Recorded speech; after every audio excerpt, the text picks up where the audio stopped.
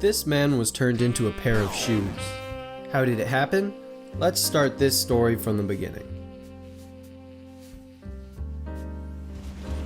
A gang of men, including our main man, George Parrott, planned to rob a Union Pacific train near Medicine Bow, Wyoming. This gang had previous success robbing stagecoaches and hay wagons, so why not try something bigger? Their plan to rob the train was simple. They would mess with the rails so that the train derails, and then loot the wreckage. They quickly damaged the rails and took cover in the bushes, but after a few hours, a problem arose. A section crew had discovered the broken rails and started to fix them. At the same time, a railroad foreman had realized the same thing. Nobody breaks the law on my watch! And rode towards the oncoming train to stop them, as well as warning the law that the rails had been tampered with along the way. One of the gang members decided to take matters into his own hands and tried to shoot the crewmen fixing the rails, but George Parrott quickly stepped in, saying that they hadn't come to kill section men. Wow, what a hero. The bandits could do nothing but watch as the rails were fixed and then make their escape after the crew had left. But what they didn't know was that a group of law enforcement had been notified of this and sent to track them down.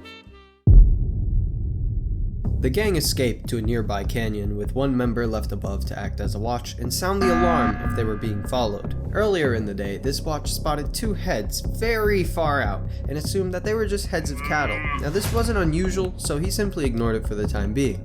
But a few hours later, the heads of cattle were still there, and a little closer.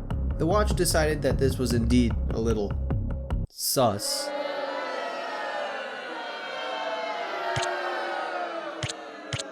Anyway, he realized that these were no ordinary heads of cattle. They were men on horseback. The criminals quickly put out the fire and hid in the bushes as if this was Fortnite, and agreed amongst themselves to let these people pass if they were harmless. As the riders approached, it slowly dawned on them that these were no cow wranglers. They were criminal wranglers. They were the law.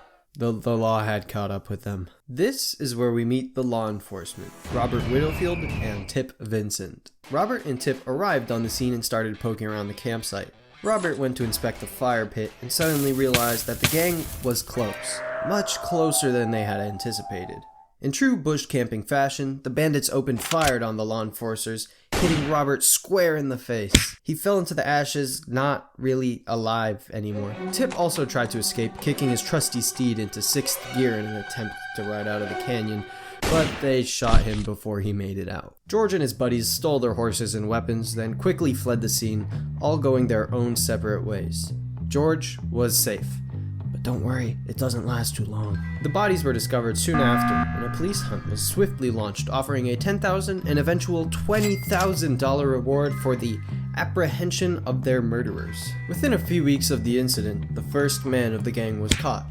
Unfortunately, he never made it to trial, because when the train taking him to prison passed through Carbon, Wyoming, an angry mob decided a telegraph pole would be a more fitting place for him to hang out. But this guy doesn't really matter. We're here for the Big Beak Parrot himself. And this is where we meet him once again.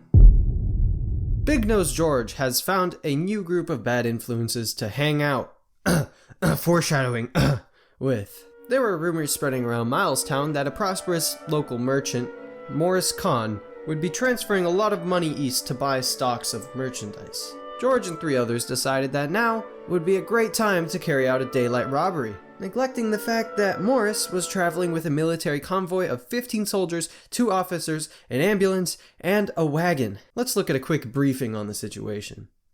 Near present-day Terry, Montana, there's a steep coulee, which is basically a ravine, that's now known as the Con Coulee. Hello, Editor Dave-O here. I just realized it's pronounced coulee, not coulee. Just ignore everything I'm saying. Approaching this coulee, the caravan had become very strung out, leaving large, vulnerable gaps between the party members. George and the gang put on some masks and hid themselves at the bottom of this coulee near a turn in the trail. They carried out a surprise attack on the lead element of soldiers and somehow successfully captured them. Then they did the same for the ambulance and Khan. All that was left was the last group of soldiers. Well, turns out those guys were also really easy to capture, and the gang was able to make it out with somewhere around $3,600 to $14,000. The gang dispersed, and George decided to stay in Miles City and chill with all of his newfound wealth. One of his favorite ways to spend this wealth was alcohol. Ah, yes, nothing ever goes wrong when alcohol is involved. He got very drunk and decided that bragging about killing 2 officers and robbing a very rich merchant from the area was a great idea. Now, some people in the saloon must have heard about that cash prize for Big Nose and his friends, so they sent a telegraph out to the sheriff. It was now July of 1880, and the sheriff quickly made his way over, arresting Big Nose with surprising ease. News of his capture spread quickly, and it soon reached Carbon. Remember that angry mob from earlier? Well, they did the exact same thing. When his train passed through, they stormed it and took him out to the nearest telegraph pole. George must have been a smooth dude, because before they got to hung him up like the last guy, he confessed to the murder and promised to share everything he knew. How suave. The angry mob cut him down and allowed him to live. George was then put on trial and sneakily switched his plea to not guilty, but realizing the overwhelming evidence and public disapproval of him, he switched back to guilty again. The trial took place and, surprise, he was found guilty, and he was soon sentenced to hang. Then, the unexpected happened. George managed to escape his shackles and attack the jailer. Thankfully, the jailer managed to fight back. During the scuffle, he called out to his wife, and she was able to persuade George back to his cell with the help of a pistol. The news of his escape attempt spread through the town like wildfire, and the angry mob soon reformed. They broke into the jail while the jailer was still recovering and held him at gunpoint for his keys. Then, they waltzed in and took George out of the prison, placing him on an empty barrel of kerosene with a rope tied around his neck and the other end connected to a, guess what?